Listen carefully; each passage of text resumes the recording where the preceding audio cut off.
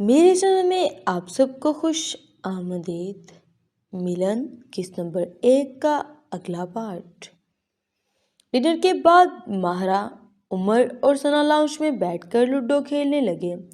کافی دیر تک ہنسی مذاق اور انجوائے کرنے کے بعد ثنا نیند کا بول کر اٹھ گئی اور اندر چلی گئی، جبکہ ماہرہ اور عمر بیٹھے رہے۔ باقی سب لوگ کمروں میں چلے گئے تھے اور لوڈو کا ایک راؤنڈ ختم ہوا تو ماہرہ بھی اٹھنے لگی۔ ارے ماہی بیٹھو نا، وہ ایک راؤنڈ اور لگانا چاہ رہا تھا، مگر ماہرہ اکتا گئی تھی اور اندر جانا چاہتی تھی۔ اس نے کالج کا کچھ ہوم ورک بھی کرنا تھا۔ نہیں یار، بس اتنا کافی تھا، ایک گیم اور لگاتے پھر چلی جانا۔ مجھے کام ہے، عمر کے بچے، صبح کالج بھی جانا ہے۔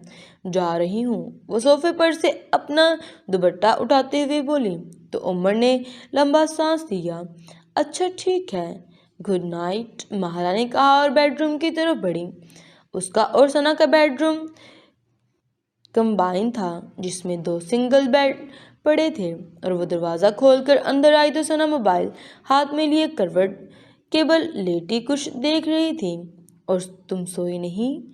ماہرہ نے اپنے بیڈ کی طرف جاتے ہوئے کہا تو ثنا ایک دم بڑبڑا سی گئی تھی اور اپنا موبائل جلدی سے تکیے کے نیچے گھسیٹ دیا تھا۔ تم کب آئی؟ وہ موبائل دیکھنے میں اتنی مگن تھی کہ اسے ماہرہ کی آمد کا پتہ ہی نہیں چلا تھا۔ ماہرہ نے اس کی طرف حیرت سے دیکھا۔ ابھی آئی ہوں، پر یہ تم نے فون کیوں چھپا دیا؟ کچھ نہیں، ویسے ہی، ثنا ہلکائی۔ کس بات سے ڈر رہی ہو تم؟ ماہرہ مسکرائی۔ نہیں یار، پھر کیا کر رہی تھی؟ ماہرہ کو تجسس ہوا۔ کچھ نہیں، نیٹ پہ کچھ پیکجز دیکھ رہی تھی۔ کون سی؟ مجھے بھی دکھاؤ۔ ماہرہ نے اس کے بیڈ پر آ بیٹھی اور تکیے کے نیچے اس کا موبائل نکالنا چاہا۔ نہیں، تم نہ دیکھو، ثنا بولی۔ کیوں؟ تم نہیں دیکھ سکتی نا؟ کیا یار، ایسا کیا ہے جو میں نہیں دیکھ سکتی؟ حد ہوتی ہے، دیکھا بھی دو، اب زیادہ نخرے نہ کرو، ماہرہ نے کہا تو ثنا نے بے چارگی سے اس کی طرف دیکھا۔ اچھا، پہلے دروازہ بند کرو، اندر سے لاک کر دو۔ اچھا۔ ماہرہ نے ناسمجھی سے اٹھ کر دروازہ بند کیا اور پھر اس کے قریب آ بیٹھی۔ دیکھو اب۔ وہ اپنا چہرہ موبائل کی طرف جھکا دیا۔ ثنا نے چند لمحے جھجکنے کے بعد موبائل کی اسکرین اس کے سامنے کر دی۔ ماہرہ ایک لمحے تو کچھ نہ سمجھ سکی، مگر اگلے ہی لمحے اس کا چہرہ بے تحاشا سرخ ہو گیا اور اس کی سانسیں ایک لمحے کے لیے سینے میں تھم سی گئی۔ وہ اتنی چھوٹی نہ تھی کہ ان تصویروں کو نہ سمجھ پاتی۔ تم یہ دیکھ رہی تھی؟ وہ بول پڑی۔ ثنا کچھ نہ بول سکی، وہ شرمسار تھی۔ ماہرہ اٹھ کر اپنے بیڈ پر آ گئی اور کمبل اوڑھ کر لیٹ گئی۔ وہ تصویر رہ رہ کر اس کے ذہن میں ابھر رہی تھی۔ اسے اپنے وجود میں ایک کسک سی محسوس ہوئی تھی۔ یہ احساس اس کے لیے ایک نیا تھا۔ وہ بہت دیر تک جاگتی رہی اور اس کے بارے میں سوچتی رہی۔ ایک بار اس کا دل کیا تھا کہ ثنا سے کوئی اور تصویر دیکھنے کو بولے، مگر ثنا سو چکی تھی اور وہ کافی شرمندہ بھی تھی۔ ماہرہ بھی کافی دیر جاگنے کے بعد نیند کے آغوش میں چلی گئی تھی۔ زارا کی آنکھ 6 بجے کھلی۔ اس نے کروٹ بدل کر پیچھے اپنے شوہر کی طرف دیکھا۔ وہ جگہ خالی تھی۔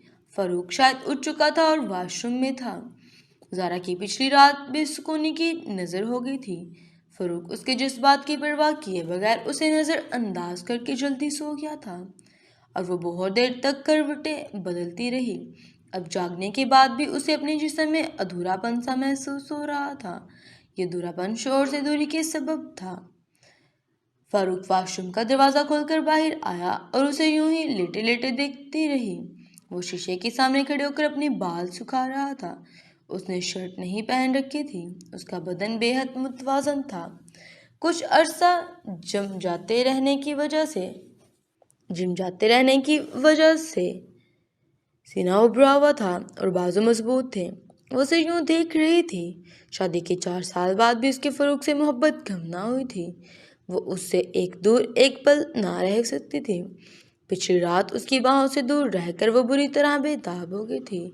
زارا ان عورتوں میں سے ایک تھی جن کے جذبات بہت مؤثر ہوتے ہیں اور اگر ان کی ضرورت پوری نہ ہو تو وہ بے سکون ہو جاتی ہیں۔ اٹھنا نہیں کیا؟ فاروق نے مڑ کر اس کی طرف دیکھا تو جو کمبل میں دبکی اسے دیکھ ہی رہی تھی۔ اٹھتی ہوں تھوڑی دیر میں، اٹھ جاؤ، کچھ لاؤ پلاؤ، مجھے کالج بھی جانا ہے۔ مجھے اب وارڈ ڈراپ سے شرٹ نکال کر پہن رہا تھا۔ اچھا، زارا نے ایک انگڑائی لی اور اٹھ بیٹھی۔ انگڑائی سے اس کے بدن کی کم ہوئی تھی۔ کیا بات ہے؟ وہ اس کے قریب سے ہو کر جا رہی تھی کہ فاروق اس کے بازو سے پکڑ لیا اور اس نے شرٹ پہن لی تھی مگر بٹن بند نہیں کیے تھے۔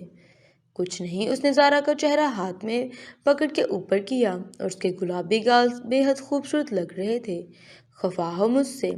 نہیں تو میں کیوں خفا ہوں گی؟ وہ مسکرائی اور اپنے گال اس کے سینے پر رکھ دیے۔ فاروق اندازہ تھا کہ وہ رات کے سلوک کی وجہ سے خفا ہے مگر وہ چپ رہا۔ اچھا، میں ناشتہ بناتی ہوں، وہ بولی تو فاروق نے اسے چھوڑ دیا۔ بے شک وہ بہت خوبصورت تھی مگر فاروق 4 سال تک اب ایک پھل چکھتے رہنے سے اکتا گیا تھا۔ اسے اکیڈمی جانے کی جلدی تھی جہاں کل اس نے ایک لڑکی کو دیکھا تھا جو بے حد خوبصورت چھوئی تھی۔ فاروق اسے چھونا چاہتا تھا، محسوس کرنا چاہتا تھا۔ آخری حد تک اپنی بیوی میں اس کی دلچسپی کم ہو گئی تھی۔ وہ دونوں کالج کے لان میں بینچ پر بیٹھی تھی اور پیریڈ خالی تھا۔ ٹیچر نہیں آئی تھی اس لیے وہ فارغ تھی۔ ثنا آج صبح ہی چپ تھی اور وہ ماہرہ سے آنکھیں چرا رہی تھی جبکہ ماہرہ بھی عجیب سی کیفیت کا شکار تھی۔ جو تصویر اس نے کل ثنا کے فون میں دیکھی تھی وہ کس کے دماغ سے نکل نہیں رہی تھی۔ پتہ نہیں کیوں وہ ویسی مزید تصویریں دیکھنا چاہتی تھی۔ ثنا، تم اپنا فون لائی ہو؟ ماہرہ نے دھیمی آواز میں کہا تو ثنا بت رہ گئی۔